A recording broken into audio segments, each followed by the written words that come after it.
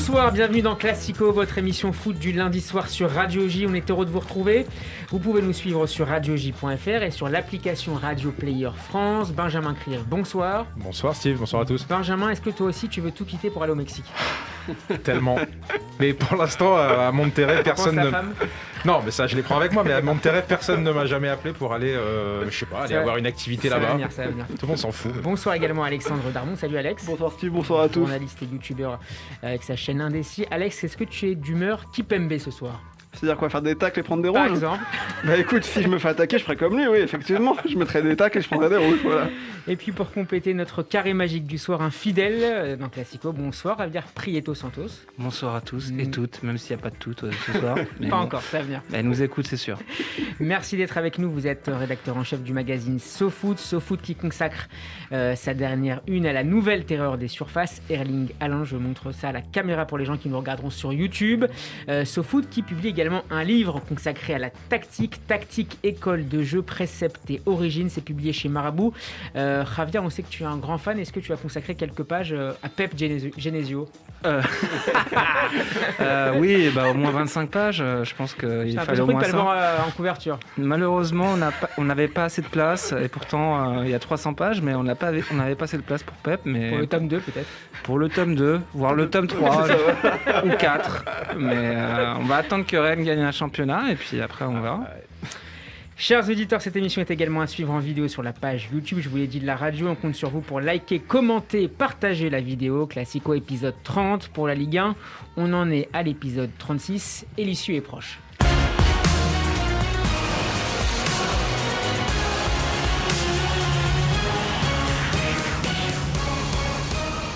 Le titre s'est un peu plus éloigné dimanche soir du Paris Saint-Germain. Les Parisiens ont été tenus en échec à Rennes, 1 but partout.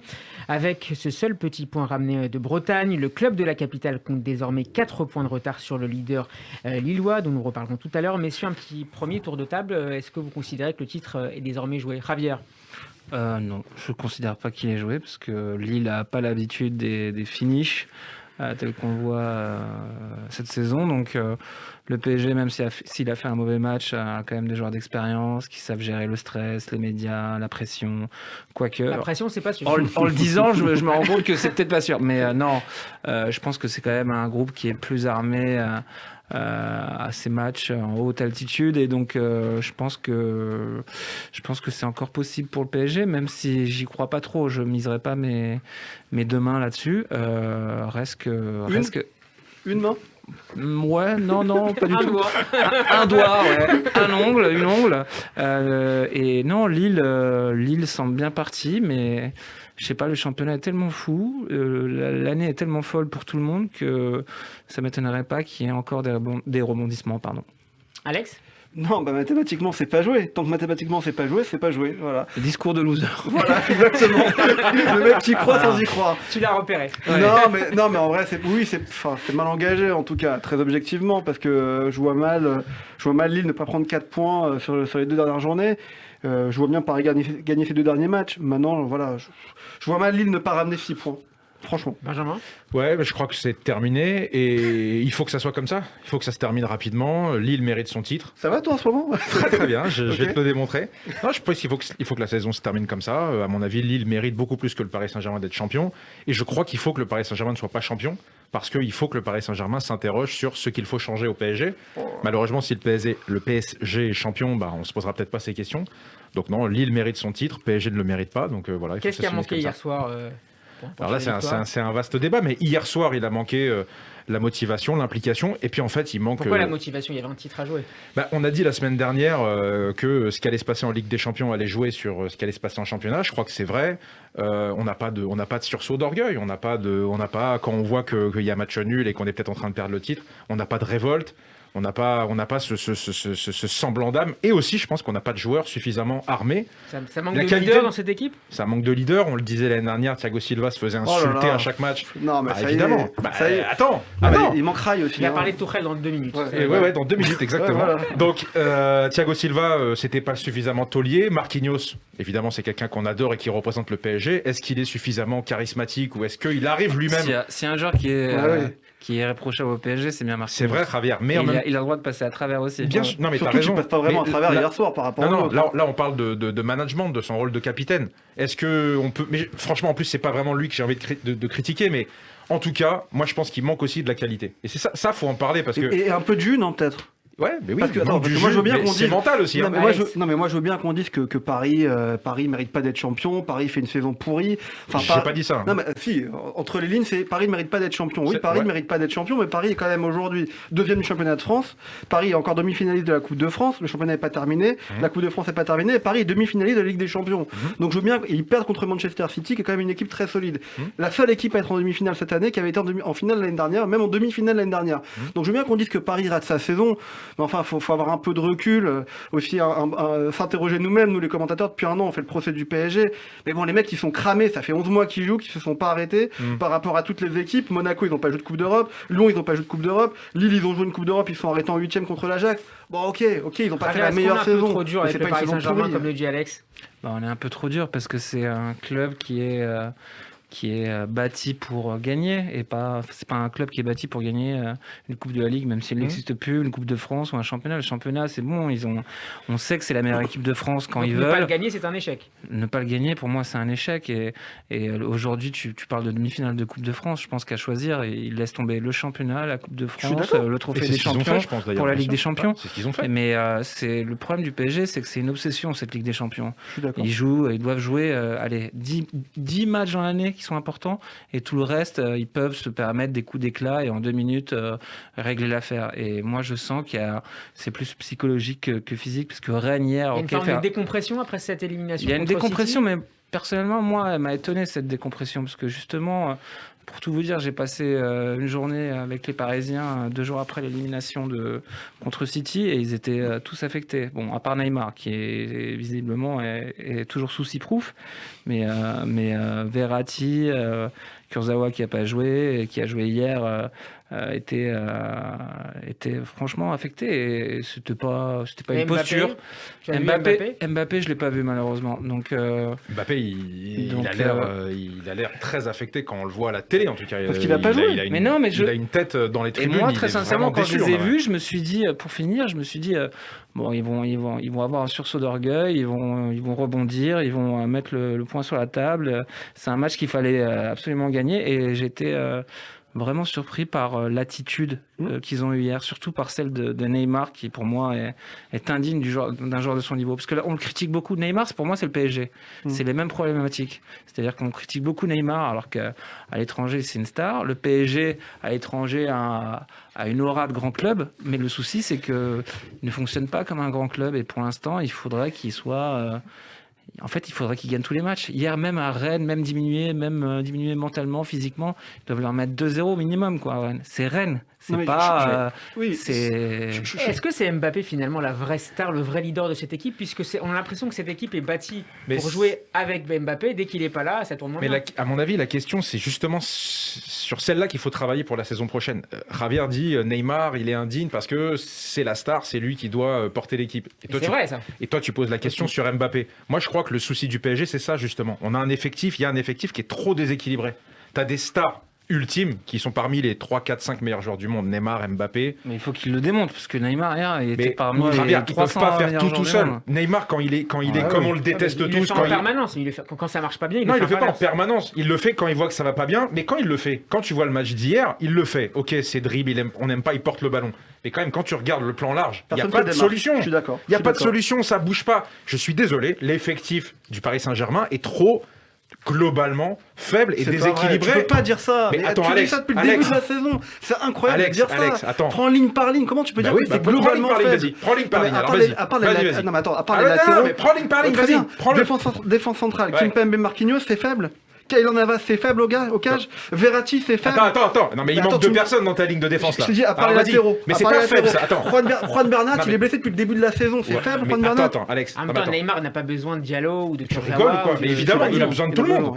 Il vient récupérer le. Regarde d'abord la ligne d'attaque. Il a autour de lui des joueurs qui sont quand même. Non, mais ça performants, suffit a priori. pas. Non, Ça mais suffit Verratti, pas. c'est Ça faible. suffit pas. Verratti, Ça c'est suffit faible pas. quand il joue. Di Maria, c'est faible. Di Maria, mais pas du tout. Tu mets de côté Neymar, Mbappé, Di Maria, Verratti, Navas, Marquinhos. Tu les mets de côté tout ça. Kimpembe. C'est la moitié de l'équipe.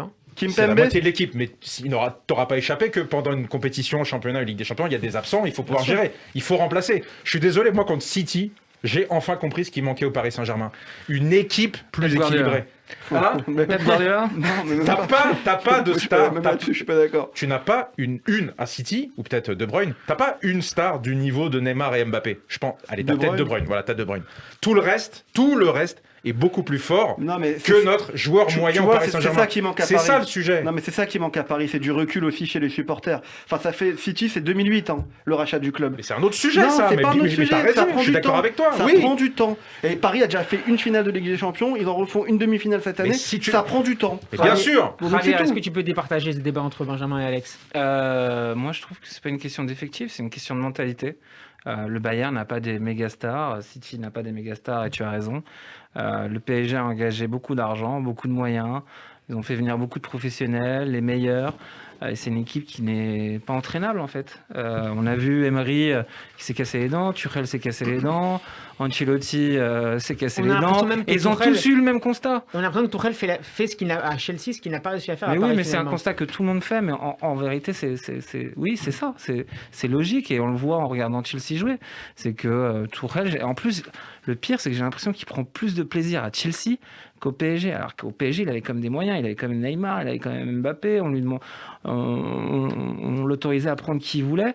Il avait tout pour lui et j'ai l'impression qu'il prend quand même plus de plaisir à Chelsea. Mais c'est pareil pour tous les coachs qui ont suivi. Ancelotti a quitté Paris, il a gagné la Ligue des Champions avec le Real.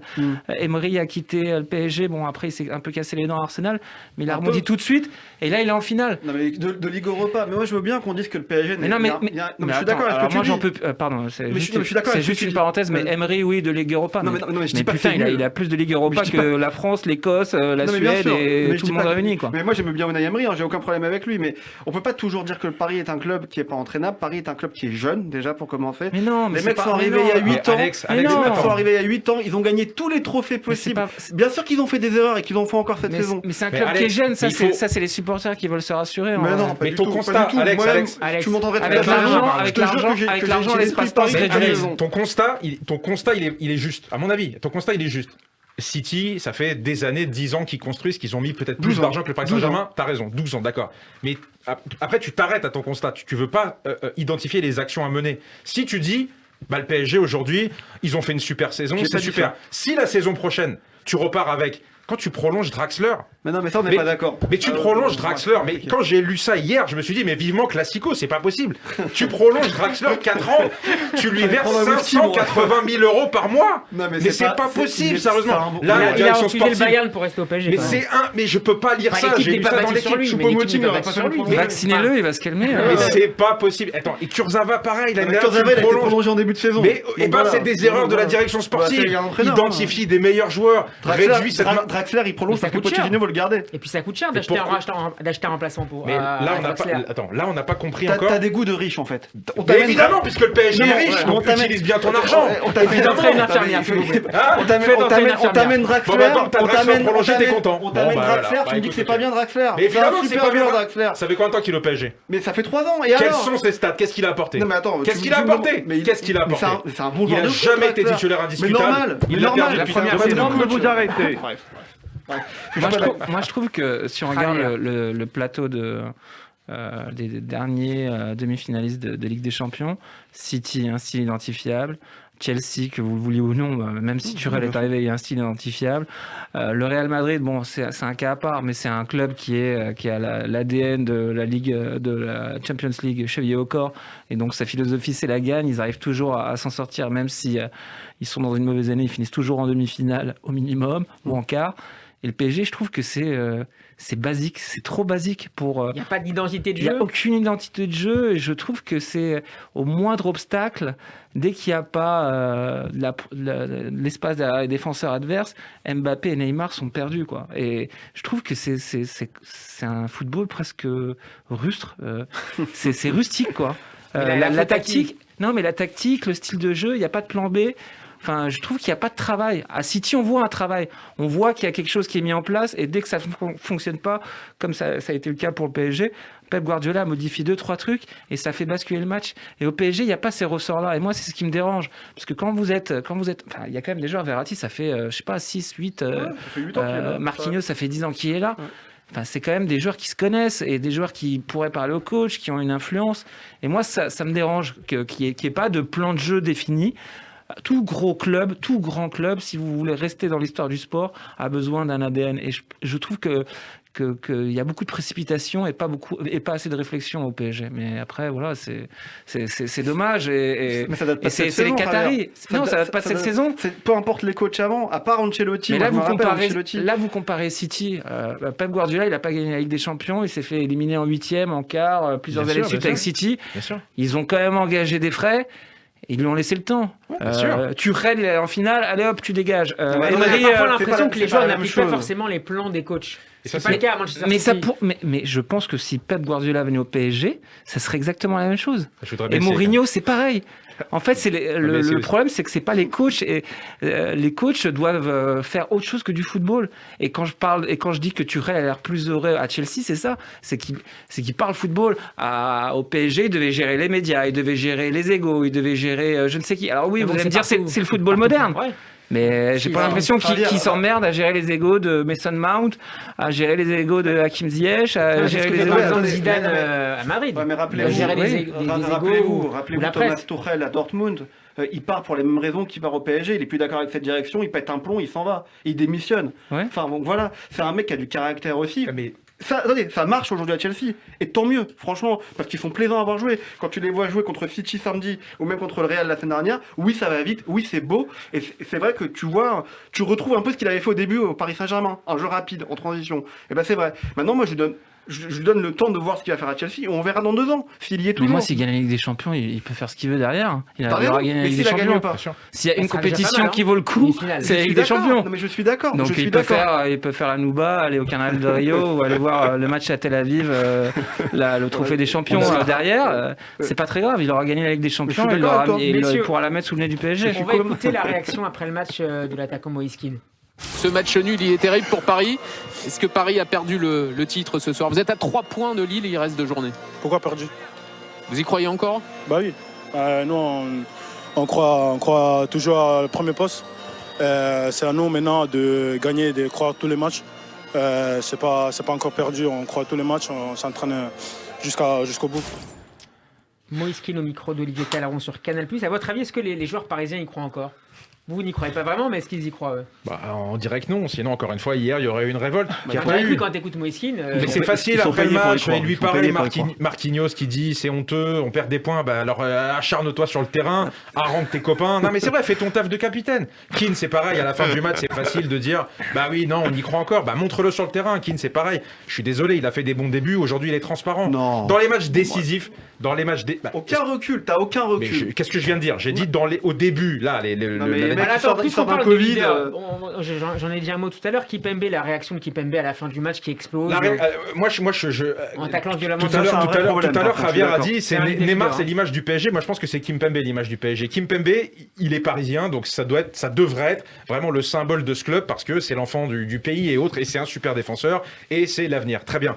Mais son comportement d'hier, quand il dégoupille et il l'a déjà fait, franchement, c'est un scandale. On veut plus voir ça, quoi. Ça veut dire, mec, il risque au moins 3 matchs de suspension. Mais tant mieux. T'es en équipe de France, t'es un leader d'une des meilleures équipes d'Europe. Tu peux pas réagir comme ça, c'est fini.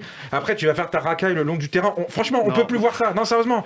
Il faut vraiment que les mecs réalisent qu'ils sont au Paris Saint-Germain, que c'est un grand club. Et je pense qu'il y a vraiment un problème d'autorité parce que il n'y a pas plutôt un problème de gestion des émotions dès que ça tourne mal? Mais donc c'est un problème d'autorité. Pourquoi tu peux te permettre de faire comment tu peux te permettre d'avoir un comportement comme ça? Pochettino justement a amené une meilleure gestion de ces émotions-là par rapport au précédent entraîneur. Finalement non. Si, mais Pochettino, c'est le seul qui n'a pas perdu la tête hier. Il est resté. Et même mercredi. Super calme. Il va chercher chez ses joueurs. C'est bien. Il y a une sérénité, mais je ne sais pas pourquoi il n'arrive pas. Enfin, les joueurs, ça a du mal à infuser chez les joueurs en fait. Moi je suis d'accord. Je pense qu'il y a de la fatigue. Il y a de la fatigue. Mais Kimpembe, c'est pas de la fatigue. À chaque fois que ça se passe mal, que les choses vont de traviole, il dégoupille, quoi. Donc hier, moi, je trouve qu'on est dur sur Kimpembe hier. Parce que Doku, il faisait un super match. C'était Speedy Gonzalez. Et s'il fait pas le tacle, il part. Et là, le PSG retourne à Paris avec 0 points. Son comportement d'après. Le comportement d'après, il faut avoir. Je pense que ça reste des sportifs. Ils savent qu'ils vont se faire démonter. Ils savent qu'ils sont coupables. Alors après les mots, moi aussi, et toi aussi, oui, mais tout moi le je monde suis dans pas cette période, quand on fait quelque chose de mal et qu'on n'arrive pas à faire quelque chose, on s'énerve. Enfin, en tout cas moi. Mais le fait que les cartons rouges se succèdent ces derniers matchs, il y a eu Di Maria, il y a eu. Mais ça, c'est une réflexion. C'est pareil. Ça revient à ce que je disais tout à l'heure. Je pense qu'il y a une réflexion, mais pas seulement au niveau du sportif, au niveau de. Enfin moi. Tout à l'heure, je parlais de Neymar, mais quand je le vois jouer au poker, quand je le vois regarder les théâtres du mat, je suis Leonardo, mais je pète un câble. Je le paye 25 millions d'euros par an. Franchement, je veux que tu arrêtes de jouer au poker, que tu arrêtes de faire le fou. On n'est pas capable de lui imposer ça ? J'ai pas l'impression, non. J'ai pas l'impression, mais parce que c'est un joueur à qui on a promis la Tour Eiffel, son image dans la Tour Eiffel, à qui on a promis monts et merveilles. PSG joue dans un championnat qui est pas aussi fort que l'anglais, que l'espagnol, que l'allemand, et donc on surpaye les joueurs, on leur déroule le tapis rouge, et parfois je pense qu'il faudrait aussi sortir le fouet. Mais on en parlait la semaine dernière avec Bernard Lyons. On en parlait la semaine dernière avec Bernard Lyons, et déjà Neymar et Mbappé d'ailleurs, bon là Mbappé c'est plus d'actualité, pourquoi tu le sors pas quand il est pas bon sang? C'est ça la première autorité du coach. Il est pas bon, mais c'est des choses qui ont l'air évidentes. Il est pas bon, tu le sors. Mais parce qu'ils sont dans des négos et qui a la main. Contre City, pourquoi il sort pas? Tu fais rentrer qui à la place? Mais en tout cas, regarde Rafinha qui a joué hier. Rafinha, tu sais quoi, je l'avais oublié. C'est à cause de lui le but, Rafinha. C'est à cause de lui le but. Contre il perd une balle, il se fait contrer, on prend le corner. Contre City, tu fais rentrer qui? Tu fais rentrer Herrera, Dagba et Danilo. Herrera, il fait un mauvais match au match retour. Il a joué, il était titulaire. Mais t'as ou alors je suis fou. Tu perds. T'as un joueur offensif sur le banc, Rafinha. Tu peux pas le faire rentrer. Il va plus apporter offensivement pour essayer d'aller marquer un but plutôt qu'Herrera ou Danilo. Depuis son arrivée, Pochettino. Ça c'est sûr qu'il y croit pas. Mais toujours est-il que dès lors qu'il y a une difficulté offensive, qu'il faut changer quelque chose, c'est toujours le même qui trinque, Di Maria, c'est toujours celui qui sort parce que lui il va rien dire. Et Neymar, on n'y touche pas. Et je pense que ça fait partie des choses que tu devrais changer au PSG pour donner une autorité forte. Tu critiques l'effectif, mais tu es d'accord quand même que l'effectif du PSG, avec ce qu'ils ont, ils peuvent quand même remporter une Coupe de France. Ça, je suis d'accord. Ils peuvent remporter un championnat. Mais pas la Ligue des Champions. Lille a fait une super saison, il n'y a pas de souci. Mais en termes de qualité pure, l'effectif du PSG doit te donner plus de garanties. On est complètement d'accord. T'as raison, mais pas la Ligue des Champions. Si aussi. On va écouter, messieurs, ce qu'en a dit hier soir l'entraîneur de Rennes, Bruno Genesio, et puis on rejoindra juste après un auditeur. Ouais, on a senti qu'ils n'étaient pas bien, on a senti qu'il y avait la place pour gagner. Je pense qu'en deuxième mi-temps, on s'est créé beaucoup d'occasions. Mais c'est une équipe avec de grands joueurs, avec un grand gardien qui a fait des arrêts extraordinaires, qui a permis à son équipe de rester dans le match. Mais en tout cas, c'est le visage qu'on voulait montrer, à la fois dans l'animation défensive, mais aussi dans l'utilisation du ballon. On va rejoindre maintenant dans Classico un auditeur. Bonsoir Rudy. Rudy, allô. Oui, bonsoir Rudy, est-ce que vous m'entendez? Oui, bien sûr. Merci d'être avec nous, vous êtes supporter du Paris Saint-Germain. Quel est votre sentiment après le match nul d'hier? Est-ce que vous avez l'impression, vous aussi, que le titre est perdu pour les Parisiens? Je pense que le titre est perdu depuis un bon moment. Depuis quand? On s'en fait pour moi, le titre, ils l'ont perdu déjà au Parc contre Nantes. Ouais. On n'a pas le droit de perdre un match au Parc contre Nantes comme ça, où on pouvait reprendre la première place. C'est un club comme le PSG n'a pas le droit aujourd'hui de faire ça. On verra pas City ou que ce soit le Real ou un autre club faire ça, c'est pas possible. Jouer contre Nantes, qui est 17e, qui va descendre sûrement en Ligue 2, de perdre ce match au Parc, c'est pas possible. Ouais. Le PSG a trop de lacunes. Où se trouvent les lacunes principales selon vous? C'est plutôt les latéraux défensifs, c'est plutôt en attaque quand Mbappé n'est pas là? Les latéraux défensifs, on peut pas appeler ça vraiment des latéraux défensifs. Hein. Ce sont des bons joueurs. Mais bon, comme j'écoutais, comme Benjamin disait, pour gagner une Ligue des Champions, on ne peut pas gagner une Ligue des Champions avec Dagba, Florenzi ou Kurzawa. Merci Rudy, merci. Il n'y a que moi qui suis énervé sur ce plateau, donc un vrai supporter parisien, il faut merci Rudy. Allez. Quand tu te sépares de Meunier, tu laisses partir Meunier gratuitement, et encore Silva. Non, mais on va pas regretter Meunier. La plus grande erreur de Meunier, Rudy. Laissé partir Un joueur comme Silva, c'est incroyable. Les gens le parlent de pleureuse ou quoi que ce soit. Mais ça a été la meilleure défense de la Ligue des Champions. Ouais, mais il avait 35 ans quand même quand il est parti. Fallait peut-être Mais penser ça à veut rien dire, l'avenir. l'âge. Donc le Real doit jeter Ramos. Bah, d'ailleurs, ils vont le faire. D'ailleurs, ils vont le Je faire. veux pas le récupérer, moi. Bah oui, mais tu vas peut-être le récupérer. Bah non, ça n'a aucun intérêt. Non, mais Kimpembe Marquinhos, c'est solide. Kimpembe Marquinhos en défense centrale. Mais c'est bien pour la Ligue 1, Kimpembe. C'est un Non, joueur mais- encore qui n'est même pas canalisé dans son jeu. Après, c'est quoi ton nom, pardon, excuse-moi? Rudy. Excuse-moi, je t'interromps, Javier. c'est Javier. Mais tu penses pas que ça n'a rien à voir avec l'effectif? En fait, là, j'ai l'impression que tu parles d'un jeu sur FIFA, que tu es en train de faire ton équipe et que tu vas jouer à la PlayStation. Mais en fait, le problème, c'est que il faut voir l'animation. Et aujourd'hui, en Coupe d'Europe, il y a... c'est bien le problème, mais c'est l'animation plus l'envie, plus les courses. Quand tu regardes les courses, le PSG est l'une des équipes qui a moins couru en Ligue des Champions. Donc aujourd'hui, avec le gegenpressing, tout le monde fait du contre-pressing, tout le monde fait des transitions rapides.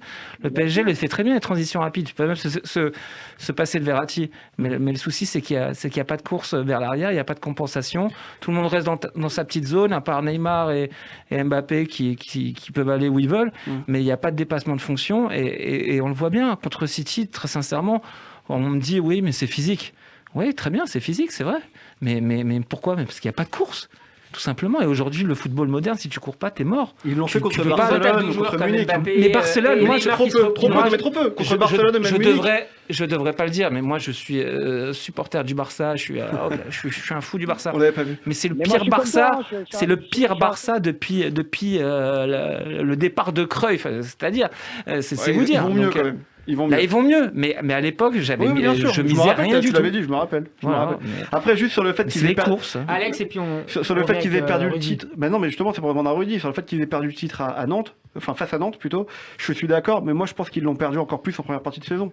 Ils ont perdu beaucoup trop de points en première partie de saison. Ils ont perdu 9 matchs, non, de mémoire? Ouais, 9 matchs, et ils en ont perdu 4 en début de saison, où ils perdent à domicile contre Marseille, contre Lyon. Ils vont perdre 3-2 à Monaco alors qu'ils mènent 2-0 à la mi-temps. Il y a eu des erreurs. Ils n'ont pas gagné contre un gros, je crois, Ouais, cette année. non, ils n'ont pas gagné contre un gros. Il y a eu un Puis match Lyon, nul, à je Lyon, crois. à Lyon. Oui, Lyon. À Lyon. Voilà, mais ils sont 3e au moment de la trêve, enfin pas de la trêve parce que ça finit au moment du départ de Tourelle. Ils sont 3e. Non mais c'est vrai. C'est combien de défaites Pochettino après Tuchel en championnat? Ah, c'est pas c'est génial. 9, je crois qu'il Je crois que c'est plus, ouais. Je crois qu'il a C'est 5. plus que Je crois qu'il a 5. Ouais, Il a 5. Il a 5 défaites. Ah, d'accord, non, c'était juste pour la stat. Ouais, mais sauf qu'il perd moins. Ouais, bon, bref. Rudy, qu'est-ce que vous pensez des prolongations de Neymar et de Draxler? Est-ce que c'était prioritaire? Est-ce que ce sont deux bons choix? Neymar, c'est un super joueur, on peut pas lui enlever. Il faut être fou pour dire que Neymar, c'est pas un super joueur. Neymar, ce qui lui manque, c'est de canaliser avec, comme il était au Barcelone, avec des cadres comme Piqué, comme Messi, comme Iniesta, qui le remettaient en place quand il fallait. Parce que ce jeu qui fait... Il n'avait pas le même âge, Rudy. D'accord, mais justement, là, il doit être encore plus mûr. Justement. C'est Lui, le il est problème. venu au PSG, C'est que pour c'est être le Benjamin leader de Button l'équipe. dans sa tête. Ah, mais il a raison. Et c'est ce qu'on disait un peu tout à l'heure sur Marquinhos. Est-ce que Marquinhos. Ouais. On écoute Rudy. Vas-y, Rudy. Mais il est venu au PSG de base pour avoir son équipe. Il a dit voilà, Messi il a Barcelone, Ronaldo il a le Real, moi je vais avoir le PSG. De base c'était ça, son plan dans sa tête. Ça a été ça. Mais ce qui montre Neymar, c'est pas du tout ça. Il a aucun mérite d'être le leader de l'équipe. C'est quelqu'un qui sort de secondes dès qu'on la chute. Il insulte tout le monde, il fait des fautes graves. Son jeu il est même pas canalisé, il en a rien à foutre. Il perd. Le soir, il en a rien à foutre, il va faire une partie de poker. Moi, c'est du jamais vu, quoi. Rudy, Réaction de Benjamin. Rudy, c'est Benjamin. Est-ce que, s'il te plaît, tu peux nous donner ton avis sur le renouvellement de Draxler? Parce que je me sens seul en plateau et je compte sur toi pour m'aider. Qu'est-ce que tu penses au fait qu'on va donner 580 000 euros Rudy, par mois réfléchis bien. Hein, à à ce que tu vas dire. Draxler pendant 4 ans? Non, mais donne ton avis, Rudy. Rudy, réfléchis bien, s'il te plaît, avant de dire quoi que ce soit. Moi, je pense que c'est n'importe quoi. Draxler, Merci, Rudy. Merci. On s'y attendait T'as pas. gagné un t-shirt. Merci, Rudy. Laissez-le parler, laissez-le parler. Draxler, c'est un super joueur. On est d'accord, on est tous d'accord, c'est un bon technicien. Mais depuis qu'il est au PSG, quel match à lui seul nous fait gagner? Mais qu'est-ce qu'il a montré en lui? Il n'y a rien. C'est un bon joueur, mais un Terrier de Rennes, il va faire la même chose que Draxler pour moi. Je ne vois pas la différence. Draxler, ok, c'est un bon joueur de ballon, mais c'est un joueur de seconde zone. Il a raison. Il a raison. Je suis complètement d'accord avec Rudy. Non, mais Je suis c'est d'accord avec incroyable. Vous parlez d'un mec qui était en Mannschaft, qui a été champion du monde. Je crois qu'il est champion du monde, hein, Draxler. Qu'est-ce qu'il t'a Non, apporté mais au non, Paris mais Saint-Germain? capitaine de la Mannschaft. Pour qu'un joueur il vous apporte quelque chose, il faut qu'il joue. Non, mais Il a jouait joué, pas. il a eu sa jouait chance. jamais Ah, ouais. avec Tourelle. Mais Arrêtez. avant Tuchel, il a eu Avant, sa il était chance. Il mauvais. n'était pas mauvais. Avant, il était mauvais. Si le problème de Draxler, c'est le PSG, je crois, on un fait bon fausse joueur, route. Draxler. Attention, c'est un bon joueur, mais c'est pas un joueur avec qui tu vas gagner une Ligue des Champions. Donc c'est pas un joueur à renouveler sur 4 ans. Faut au contraire libérer la masse salariale à recruter ailleurs. Oui, mais c'est cher, il faut payer. Non, mais on change les joueurs toutes les 10 minutes, on change les joueurs. Mais ça fait 4 ans qu'il est là, tu viens de te le dire. Et alors, De Bruyne, ça fait combien de temps qu'il a à Fidji? Ah non, stop, s'il vous plaît, on arrête l'émission parce qu'il y a une comparaison entre Draxler et De Bruyne. Je compare pas. Donc s'il vous plaît, il faut arrêter cette émission. Bref. Il faut mettre un pause, s'il vous plaît. C'est incroyable. Merci beaucoup Rudy d'avoir été avec nous dans Classico. À très bientôt. À très bientôt. Merci Rudy. Ciao, bravo. Au revoir, Rudy. On va se projeter maintenant quasiment sur la prochaine saison. Le 1er août, c'est à Tel Aviv, au stade Bloomfield, que sera organisé Très beau stade. le trophée des champions, le match opposant le vainqueur du championnat de France au vainqueur de la Coupe de France. Et nous sommes maintenant en ligne avec Johan Godin. Bonsoir à vous et merci d'être avec nous dans Classico. Bonsoir Steve, merci de m'accueillir. Vous êtes directeur du développement international à la Ligue de football professionnel. Pourquoi avoir choisi Israël pour ce prochain trophée des champions ? Alors pour plusieurs raisons. La première, c'est que depuis plusieurs années, nous partons à l'étranger et on cherchait un nouveau territoire sur lequel nous étions pas allés. Et quand on a eu les premiers échanges avec les Comtech et Daniel Benaïm, assez rapidement, on a senti qu'il y avait une très belle opportunité à jouer sur Israël, ne serait-ce que déjà de par la situation sanitaire qui était à l'époque déjà bien sous contrôle. Ça a été le premier critère de sélection ? Je dis pas que ça a été le premier critère, mais ça a été un critère forcément important parce que effectivement pour nous, vous le savez, ce trophée des champions, c'est un match officiel et un match important, mais c'est aussi un outil pour faire la promotion de notre championnat à l'étranger. Et voilà, de ne pas pouvoir jouer dans un stade avec du public, il y a intérêt de le jouer à l'étranger en réalité. Donc, il fallait qu'on trouve une solution suffisamment en avance pour que les équipes se préparaient, trouver le bon partenaire. Et c'est vrai que toutes ces conditions-là étaient réunies avec l'opportunité de Tel Aviv et de stade de Bloomfield. On va le voir. Et on peut se faire beaucoup parce que voilà, on allait toucher un nouveau territoire sur lequel on n'était jamais allé auparavant. Et voilà. On va le voir dans un visuel. Le trophée des champions, et vous l'avez dit à l'instant, Johan Godin, a désormais lieu régulièrement à l'étranger pour permettre justement une meilleure exposition à l'international du football français, les États-Unis, le Maroc, le Gabon ou encore plus récemment la Chine. Est-ce que vous avez déjà pu mesurer des résultats positifs de ces choix d'exporter finalement ce trophée ? Alors oui, on les mesure assez rapidement à plusieurs niveaux. Déjà sur les audiences, ce n'est pas que lié au trophée des champions, mais tout un travail qui est mené tout au long de l'année, où on voit que sur les différents territoires, l'audience de la Ligue 1 augmente, mais on le retrouve aussi sur l'augmentation du nombre de fans étrangers qu'on retrouve sur nos réseaux sociaux, puisque aujourd'hui, à titre d'exemple, la Ligue 1, on a 17 millions de fans partout dans le monde et plus de la moitié à l'étranger, et l'étranger continue à grossir. Donc voilà, les effets, on les a assez rapidement, sans oublier bien évidemment des potentiels partenaires, que ce soit pour la Ligue ou pour les clubs.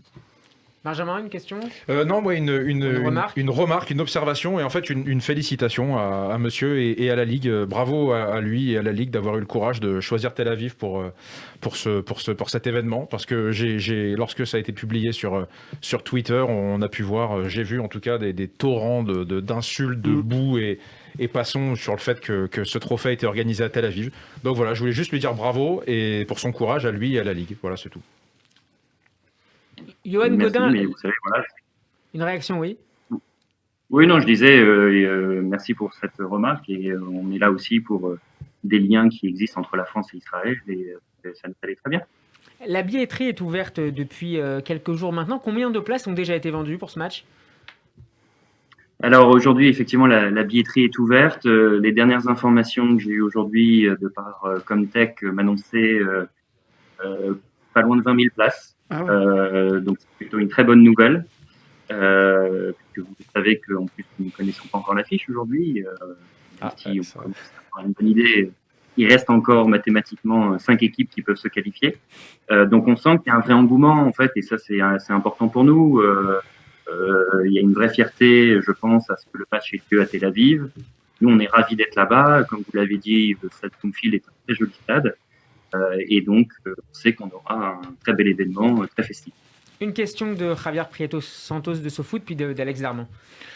Oui, en fait, je voulais savoir si c'était pour vous si ce serait pour vous une catastrophe industrielle si le PSG n'allait pas en finale, parce que c'est quand même l'équipe française la plus connue à travers le monde, et notamment, j'imagine, en Israël.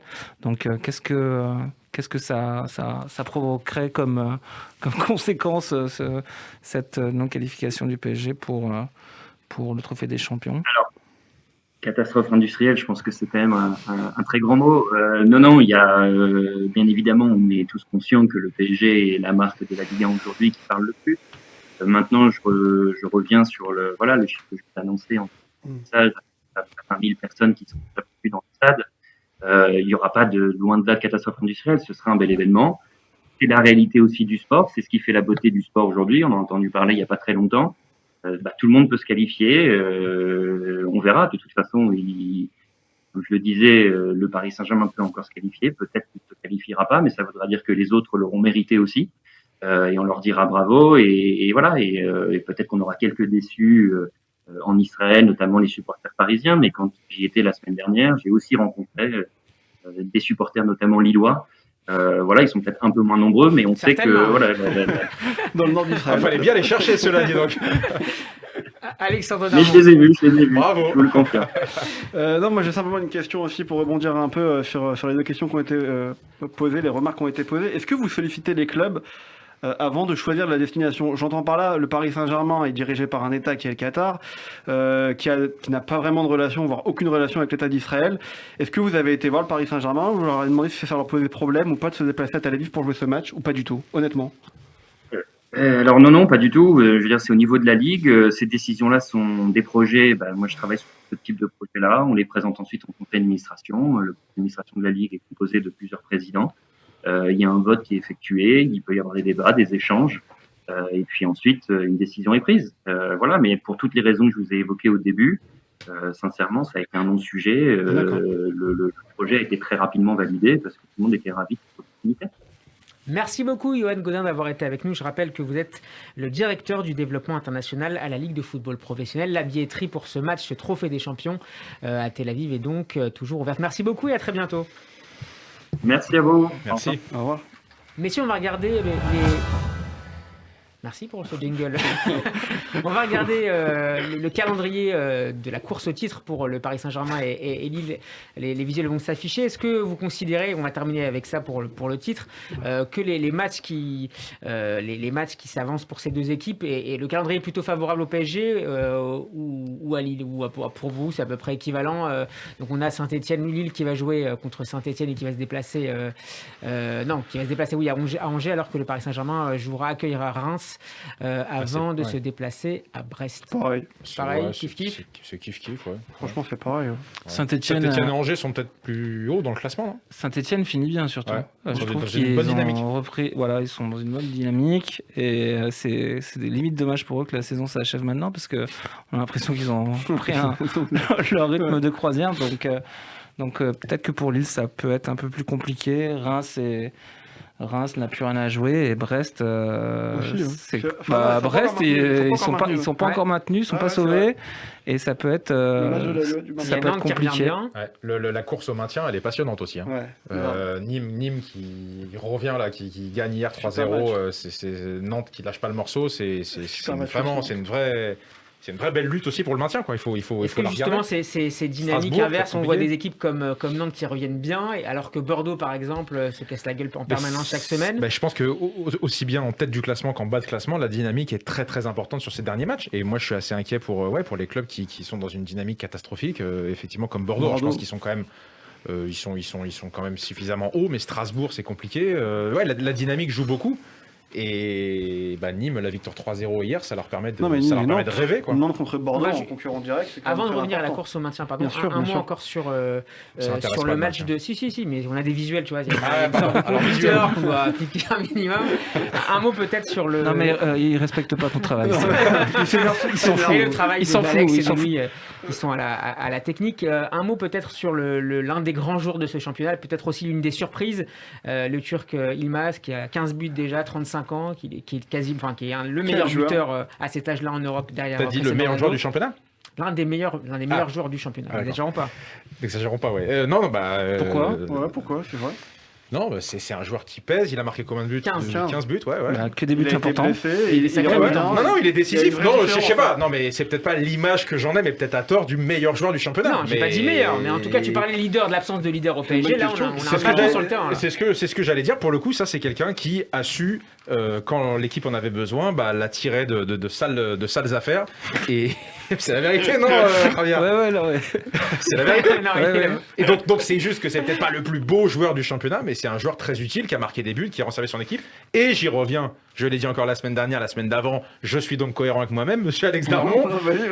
Bravo à la direction sportive lilloise, parce que maintenant c'est très facile de dire Burak Yilmaz c'est magnifique, tout le monde savait que c'était un génie. Et il fallait aller chercher ce joueur de 35 ans, lui faire confiance, le ramener là. Non, mais c'est vrai, bravo à lui, bravo à la direction sportive de Lille. Voilà. Non mais c'est un super joueur. C'est un super joueur. Moi, je pense qu'il mérite de postuler au titre de meilleur joueur parce qu'il fait la différence. Mais non, mais il fait la différence quand il est sur le terrain. Et souvent, il fait la différence tout seul en plus. Donc c'est un super joueur. Et franchement, j'espère qu'il va rester à Lille. J'espère qu'il va rester à Lille l'année prochaine, ce qui n'est pas encore gagné. Javier, pour moi. Moi, non, mais aujourd'hui, je suis d'accord avec toi. C'est-à-dire que pour moi, c'est limite le meilleur joueur du championnat. Si je devais décerner le titre de meilleur joueur, je le donnerais à Burak Yilmaz, tout simplement parce que... Mbappé, non? Mais Mbappé, en fait, le problème, c'est qu'Mbappé, c'est un extraterrestre. Et donc Mbappé, je l'attends à des stats incroyables parce que c'est quelqu'un qui sait qu'il va un jour avoir le ballon d'or, mais bon, il faut qu'il travaille quand même. Et cette année, il m'a déçu. Il peut pas être en courant alternatif, quoi. Alors peut-être qu'il a bien fini. Et là, il est blessé, donc on va pas le juger là. Mais sur certains matchs, il est là. Sur d'autres, il choisit ses matchs. Et moi, ça me dérange. Burak, il choisit pas ses matchs. Quand tu le regardes jouer, il y a une passion. Mbappé, il regarde ses stats. Et Burak, il regarde pas ses stats et il emmène tout le monde derrière lui. Et chose qu'on a encore du mal à faire Mbappé, je trouve. Qu'il a un peu fait en fin de saison. Contre Saint-Etienne ou à Dijon, je crois, où il emporte un peu avec lui. Mais d'ailleurs, il est pas là en fin de saison. Mais il est encore jeune. Mais après, il veut pas qu'on le considère comme un jeune. Ouais. Mais pour moi, il est encore jeune. Donc forcément, il a encore à apprendre. Burak Yilmaz, il a 35 ans. Pour moi, c'est un espèce de Zlatan sans le chignon, sans les coups de karatéka. Mais non, mais en fait, il conseille les jeunes. Les Lillois, c'est quand même une équipe jeune. Alors même s'ils ont fonté et tout. Et moi, si j'étais à côté de lui, et si j'étais un jeune joueur, je serais c'est le genre de joueur qui manque. Je serais rassuré. Je sais pas, parce que c'est pas vraiment un profil du PSG, mais pour le PSG, parce qu'il a déjà son âge, et puis parce qu'ils vendent pas de maillot. Peut-être qu'en Turquie, c'est une méga star, et ça l'est d'ailleurs. Mais c'est normal que le PSG ait pas touché Yilmaz, quoi. Moi, ce qui me pose plus un problème, c'est Keane. Plus besogneux que ceux qui existent qui jouent au PSG. Il faut des besogneux. On ne gagne pas avec 11 Neymar, tout comme on ne gagne pas avec 11 Marquinhos ou 11 Yilmaz. En fait, c'est une mayonnaise à faire. Et le problème, c'est qu'ils ne l'ont pas encore trouvé, malheureusement. Un mot sur la course maintenant, la troisième place. Lyon et Monaco ont gagné. Super, c'est passionnant. Là aussi, c'est passionnant. Là aussi, c'est passionnant. Moi, j'aime bien Monaco. Avec des jeunes aussi qui se révèlent. Franchement, ce week-end entre Lyon et Monaco, il y a une grande différence quand même. Ouais, mais j'aime quand même bien l'équipe de Monaco. Ça te dérange pas? Non, t'as le droit. Mais peut-être si ça te dérange, mais je les aime bien quand même. Non, mais t'as le droit. T'as vu le match contre Reims? Quelle question? Évidemment que j'ai vu le match, mais j'aime bien l'effectif de Monaco et j'aimerais bien les voir en Ligue des Champions. J'aimerais bien voir ce que ça donne. Et là, je trouve encore une fois que c'est un très bon alliage de joueurs jeunes. Alliage, le bas est bon. Oui, exactement. Ils ont des excellents jeunes. Ils ont le petit Diop, alors qui joue moins en ce moment, mais qui est un joueur merveilleux. Massazo. Voilà, le petit jeune qui est rentré est magnifique. Et ils ont des joueurs expérimentés comme Ben Yedder. Même comme Jovetic quand il rentre, Fabregas, le gardien Benjamin Lecomte qui était un peu décevant au début de saison et qui s'est bien repris. Chaque semaine, tu as des joueurs qui se révèlent. Tu as Mataza qu'on connaissait pas. Mais donc, c'est un peu ce qu'on disait. C'est un bon alliage entre les jeunes et des joueurs. Regarde, mais surtout Lille. Pardon, excuse-moi. Non, je t'en prie. Et Robert Kovac qui était dernièrement dans SoFoot. Robert Nico, je crois. Nico, c'est son frère. Robert, c'est son frère, les gars, faut être dedans. Il est dans le staff. Il s'appelle pas Nico quand même. Robert, c'est l'adjoint de Nico. Son frère qui est dans le staff aussi, il fallait lire SoFoot. Exactement. Mais Lille et Monaco, ils ont un point commun, c'est pas tant le côté âge ou côté les jeunes et les vieux et les revanchards, c'est surtout que c'est des équipes qui courent. Lille en début de saison, ils avaient une intensité digne du football anglais en fait, et ça percutait, ça vous rentrait dedans. Monaco, ils ont mis un peu plus de temps à trouver leur carburation, mais très sincèrement, ça a été un rouleau compresseur. Là, malheureusement, ils ont perdu contre Lyon. C'est encore une équipe qui doit apprendre, mais c'est des équipes qui courent. Quand vous voyez toutes leurs stats, il y a des cours, il y a des courses en avant, il y a des courses en arrière, il y a des joueurs qui bougent, il y a des triangles, il y a des demandes ça regarde les lignes, comment on les perfore, comment ça va vite. Non, mais comment on va les déboussoler. C'est le football, c'est du football moderne. Et le PSG, je trouve qu'il s'est un peu reposé sur ses acquis, quoi. Sur juste son talent, mais sans talent, si tu travailles pas, malheureusement, c'est compliqué. Javier est dur. Mais non, c'est vrai. Javier est dur. Le PSG, c'est adapté. Ronaldinho, ça a été le meilleur joueur du monde, ça aurait pu être le meilleur joueur de l'histoire. Il a laissé tomber, il a tout reposé sur son talent, et il a fait 3 bonnes saisons, et c'est tout. Cette année, quand même, Javier Pochettino, on peut lui reconnaître ça, il a quand même adapté un peu le jeu du PSG. Tu disais tout à l'heure, on n'a pas de plan B, c'est plus vrai cette année. Au début, quand il y avait Tuchel, et même quand Pochettino est arrivé, parce on était une équipe vraiment de possession. C'est pas un miracle, le score, là. Le PSG, dans son style de jeu, c'est quand même adapté. Mais ça, c'est un style de jeu, toi ? Pour toi, oui, c'est un style de jeu, à la Manchester United. Non, mais effectivement, c'est un style de jeu, plus direct. Alors d'accord, là par exemple, c'était pas le cas au PSG avant. Là par exemple, Mbappé est blessé, donc on retire Mbappé au Bayern. Qu'est-ce qui se passe ? Il faut s'adapter, mais je suis d'accord avec toi qu'il faut adapter le. C'est qui va les mettre ? C'est qui va mettre les buts qu'Mbappé a mis à l'année ? T'as pas de plan alternatif, mais t'en as un quand même. C'est un peu ce profil. Il est censé, et c'est là où je disais qu'il a été décevant. Pour moi, quand tu claques autant d'argent, je trouve que c'est un peu basique comme style de jeu. C'est un style de jeu. Mais il y a deux styles de jeu au PSG. Mourinho, c'est son style de jeu, il n'y a pas de souci. Mais je trouve que pour le PSG, dream bigger. Moi, je dream pas bigger avec ce qu'a proposé le PSG à l'aller, parce que franchement, ça a été un peu chanceux. Le Bayern a eu pas mal d'occasions. Ils n'ont rien contrôlé du tout, en fait. Donc c'est très bien en attaque, mais en défense, ils n'ont rien géré du tout, les gars. Mais quand tu as une occasion, un but, j'ai limite préféré la première mi-temps, et je vais me faire l'avocat du diable, la première mi-temps contre City que celle contre le Bayern de Munich. Et pour autant, contre City, même les 2 premières mi-temps à chaque fois, ils marquent pas assez, ils tuent pas assez le match. Donc j'ai envie de te dire, c'est bien de faire du beau jeu, de jouer, de courir et tout. T'as raison. Excusez-moi d'être un artiste, les gars. Non, pas du tout. Mais à un moment, à la fin, le but du jeu, c'est de mettre le plus de buts possible. Et Paris a beaucoup vendangé contre City. Je vais être d'accord avec mon ami Alexandre Darmon. C'est ce qui a complètement changé. C'est ce qui a changé contre les amis de Javier de Barcelone et contre le Bayern, c'était une occasion, un but. Et ça, c'était assez nouveau au Paris Saint-Germain. Ouais. C'est ce qui avait manqué les années précédentes. Et c'est ce que PSG arrivait à faire cette année. C'est ce qu'ils ont malheureusement pas reconduit. Allez, messieurs, on va parler de l'OM maintenant. Marseille qui est 5e. Oui. Là, on va parler enfin football. Malgré sa défaite à Saint-Etienne, 1-0 la semaine de l'OM qui a été marquée par l'annonce du départ de Florian Thauvin au Mexique, comme toi, Benjamin, bientôt peut-être. Florian Thauvin qui s'est engagé pour 5 ans au Tigres au Mexique. Est-ce que c'est une surprise ? Est-ce que c'est plutôt une bonne ou une mauvaise surprise selon vous ? Est-ce que vous l'attendiez là-bas côté de non, on l'attendait pas. On l'attendait pas du tout, mais je pense que les joueurs de foot sont des hommes comme les autres finalement, et il a une opportunité de vie incroyable. C'est un footballeur, c'est pas. Certes, c'est un footballeur, mais aller vivre au Mexique avec le pouvoir d'achat qui sera le sien, découvrir un nouveau championnat. Alors qu'il aurait pu signer à Séville, à Milan. On parlait de lui à Milan. Ouais, est-ce qu'il aurait été titulaire dans ces clubs-là ? Il a 28 ans. On n'est pas tout à fait sûr. Il aurait pu la tenter peut-être. Pareil, il a 28 ans, donc bon, s'il avait dû jouer dans un club comme ça, peut-être qu'il y aurait déjà été depuis longtemps. Il était là à Marseille. Est-ce que demain il est titulaire à Séville ? Sincèrement, je suis pas tout à fait sûr. En revanche, il sera à Monterrey, il sera avec Gignac, il aura une villa merveilleuse, il aura une piscine, sa femme sera au soleil, tout le monde sera heureux. J'aurais fait la même chose que lui. Alex, c'est ça en fait, c'est ça le truc. Non, évidemment, je suis jaloux et personne ne me propose d'aller au Mexique. Non, mais je respecte son choix et c'est un choix tout à fait louable. D'ailleurs, Gignac regrette pas son choix depuis quelques années. Bien sûr. Maintenant, je trouve ça dommage parce que c'est quand même un super joueur de football. C'est un garçon que j'aime bien en plus, franchement. Qui a plutôt la tête sur les épaules et qui fait jouer au foot, vraiment bien jouer au football. Donc on va regarder justement Alex ses stats cette saison. C'est incroyable. Mais si on n'est pas Zidane ou Neymar, pourtant c'est pas tout. Mais Alex, ce que je te reproche, c'est d'être dans la théorie. Tu dis, Thauvin, c'est un super joueur de foot. C'est un super joueur. C'est une généralité lancée. Voilà, ça va me donner raison. 8 buts, 8 passes décisives en Ligue des Champions, 6 matchs, aucun but, une passe. Donc c'est bon, c'est des bonnes stats, ça. Mais alors, attends, le foot, c'est un sport collectif. Comment tu peux dire ? C'est pas sa meilleure saison à l'OM. Mais Alex, voilà les stats parlent. Tu peux pas continuer de dire, Thauvin, c'est un bon joueur. Oui, intrinsèquement. C'est un bon joueur. Mais ça veut dire quoi, c'est un bon joueur ? Un grand joueur. S'il n'avait pas été là, l'OM aurait été, mais au fond du gouffre, tu te rends pas compte. Intrinsèquement, c'est un bon joueur. Est-ce que c'est quelqu'un qui a confirmé au haut niveau ? Voilà, les stats te disent disent que non. Il a été en équipe de France, il a gagné la Coupe du Monde en 2018 avec l'équipe de France de football. Excuse-moi, Avant sa blessure, je crois qu'il avait plus de 15 buts. Tu parles de quoi? De la Ligue 1 là? De Ligue 1, oui. D'accord. Est-ce que c'est quelqu'un? un bon joueur de Ligue 1. Et alors? Voilà, c'est un bon joueur de Ligue 1, donc on se Bah, c'est rejoint. un bon joueur de foot. C'est un grand joueur. Il aurait pu signer à Séville, je pense, sans problème. Aujourd'hui, est-ce qu'il va jouer à Séville? Ouais. Tu peux lui Bah, assurer je pense de que titulaire? Non. Ocampos qui est parti là, quand il est parti, personne n'allait imaginer qu'il Bah allait oui. réussir ce qu'il a fait en C'est Espagne. pas le même profil, ouais. Je pense que Tigres l'a recruté parce qu'il n'avait pas d'offre de l'étranger. Ou en tout cas, il avait une offre de Crystal Palace.